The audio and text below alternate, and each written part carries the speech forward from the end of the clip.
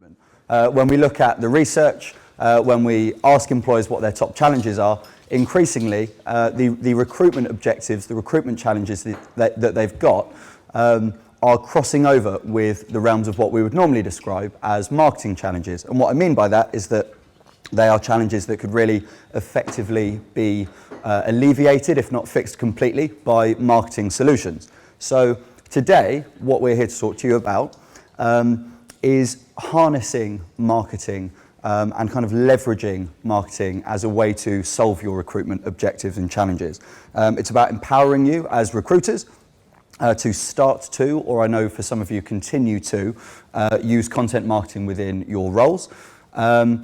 It's really clear, we think, that within any other industry, these sorts of responsibilities that you're handling within your teams would be handled by a marketing department, which is one of the reasons that we believe, Talent Nexus believe, that actually as recruiters and in HR, you're at the moment drastically under-supported in this part of your role. It's something that we've kind of set out on a mission to try and fix, to start giving you more support, give you more guidance in this part of your role. Because for the vast majority of you, or certainly from the people that we normally speak to, this is a part of your role that you won't have a huge amount of experience in. It's not something that you'll be getting support from the rest of the business in. So that's partly what we're here to do today. I promised then that this session would all be about making you think like a marketeer. So the place we start for that is thinking about the candidate journey, the recruitment process from the perspective of a marketeer. So the first thing I'm going to do is introduce the model. So this is a model that depicts the recruitment journey, and by doing that also recruitment success and also marketing success. So this is the foundations of like the methodology for the beginning of a strategy for your content and candidate marketing. So it's a simple, linear, 5-step process, a journey that depicts the progression of a candidate from having never heard of you before to being a really vocal advocate for your employer. And that's when all the great stuff happens, right? The referrals, the advocacy, and all that kind of stuff. Before I dive into the details of this, the reason we use this, there's kind of 3 main benefits of kind of framing your marketing within a specific methodology and framework. The first is that it makes it really obvious when you're about to fall into one of the common pitfalls, which I will mention in a little bit. The kind of classic challenges that have been plaguing certainly recruitment marketing, but also all marketing for years. It helps us to become much more focused and much more specific in the content and marketing that we produce. And also it highlights, by looking at the whole model, it highlights all of the various opportunities you've got to improve and to engage and to use content to make what you're doing as recruiters better and stronger. So I always use the example that, like, if you go back maybe like 3-4 years, content was only really sold to recruiters, missold to recruiters as a replacement for your advertising spend. People used to talk about things like social media, especially like Twitter. It was like, oh, we started using Twitter and we halved our ad spend. You know, we don't use job boards anymore because we use LinkedIn. All those kinds of messages that actually, for the vast majority of employers, when they tried that, it just didn't, that isn't reality, right? Content isn't a replacement for a specific other type of content or advertising or methodology. What content is a tool that any recruiter can use at any stage of the candidate journey to tweak and improve and develop upon what you're already doing, to smooth the transition for candidates on their way in, and to ultimately just improve conversion rates across that whole journey. So, strangers, these are all the people, these are all the potential candidates that could work for you, who have either never heard of you before, never considered you as an employer before, or even have heard of you but have never visited or seen an asset that you own. So they, for example, if you're one of the big consumer brands, it's likely that candidates have heard of you. It's likely they've even thought at some point, oh, I wonder what it's like to work there. But these are people who haven't started to engage with your process in any way, right? A visitor we would define as anyone who is engaged in some way with something that you produced or own. Candidates, it starts to get a bit more self-explanatory now. So a candidate is anybody who has applied for any of your roles. An employee is someone that's actually been hired, and then an advocate, further than an employee, is someone who is actively engaged with that advocacy process, whether that's referrals, whether that's like social media activity about your organisation. It's that level of engagement that we all kind of strive for, but not all employees necessarily fit into. Like the most common mistake I think that we see is people getting impatient, dare I say a little bit desperate, to make people jump from the strangers stage into the candidates and employee stages. So an example of that in the real world would be something like posting a day in the life blog post to your Facebook feed, which is interesting but of no particular significance in the sort of recruitment sense. And then the call to action at the bottom is something like, if you would like a job, go to our recruitment page. Right? What's happening there is you're asking people who have never considered, why do I keep trying to use that? The people who have never considered working for you before, and then very quickly asking them to jump through to the candidate stage before they've even really engaged with your kind of owned assets.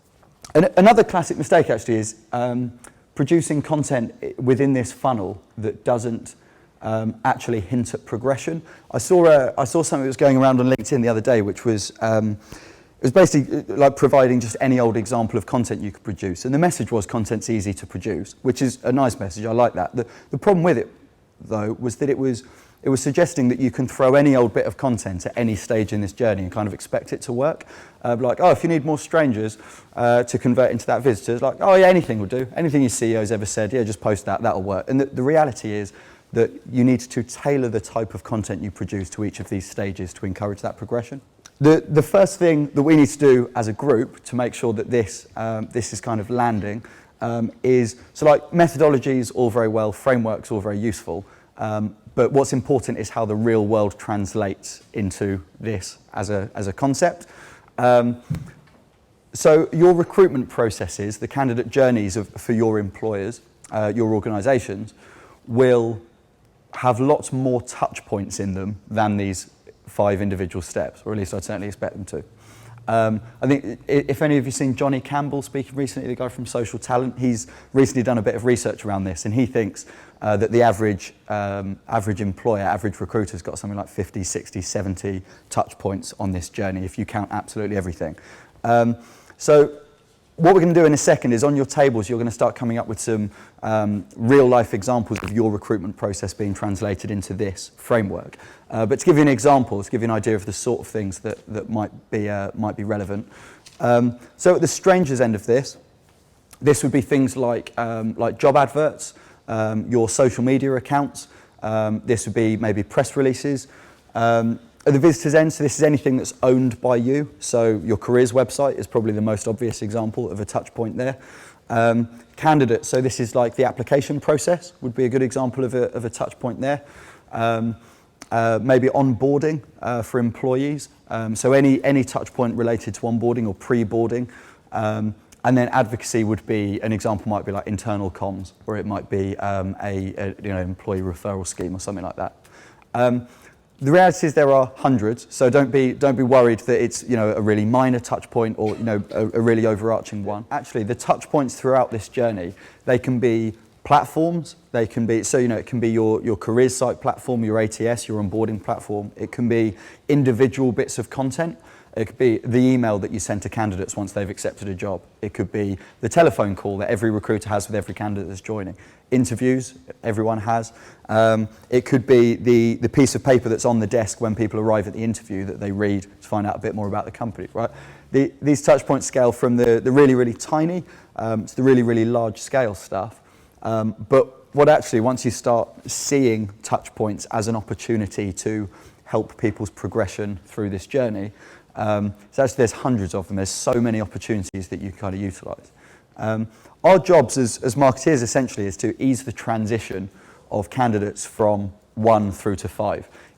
And kind of focus on these like micro conversions between 1 to 2, 2 to 3, 3 to 4.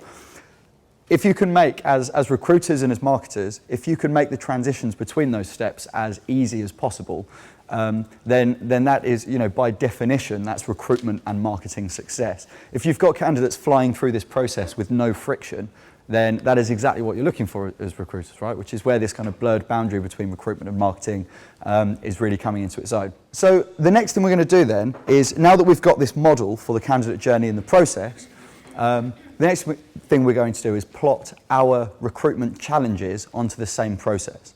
Because our recruitment challenges, the sorts of things that we mentioned at the top and that you guys mentioned in the pre-event survey, things like trying to attract candidates, trying to improve employer brand, having loads of people drop out before interview, all those kinds of things, could also be defined or re-diagnosed as breakages or leakages in this process. In exactly the same way that candidates don't skip steps, we as marketeers or recruitment marketeers have to make sure that when we're talking about challenges, that we're only talking about one step of the process at a time.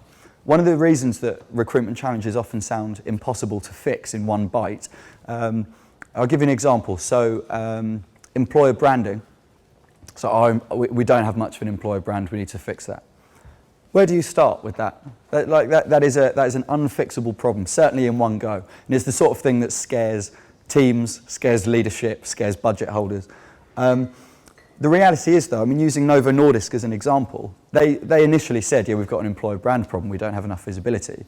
When you break that down, what they actually have, or one of the problems they actually have, is a very specific challenge around turning employees into advocates, because they don't have that confidence, that enthusiasm within the team to start talking about their roles.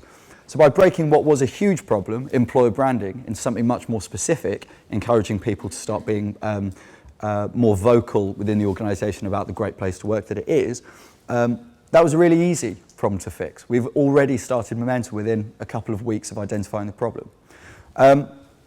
So we can plot all of our challenges on here. Some of them might need to be broken down. Certainly, like all the big ones, employer branding, diversity, retention, they warrant being broken down into smaller chunks. But with that employer branding example in mind, and actually I'll do the diversity one as well. So another example that we hear a lot of is we really struggle to attract diverse candidates to whatever type of role it is. Now, that is a problem, granted, that will permeate across all of these five different stages of the process. But actually, when you dig down, you often find there's a specific part of that process which is worse than the others and warrants kind of priority attention. It might be, for example, that job ads simply aren't being served to underrepresented parts of the community. That would be like a problem with the transition from strangers to visitors. Another example, though, might be that you get loads of diverse candidates, and actually it's the point where they come to an interview, meet the team, go into the office, and then think, actually, this isn't for me. That is a completely different challenge, and it is a completely different set of content solutions that would get you to the result you're after, which is why we insist, just like candidates insist on going through stages one at a time, challenges are broken down so we can address them one at a time.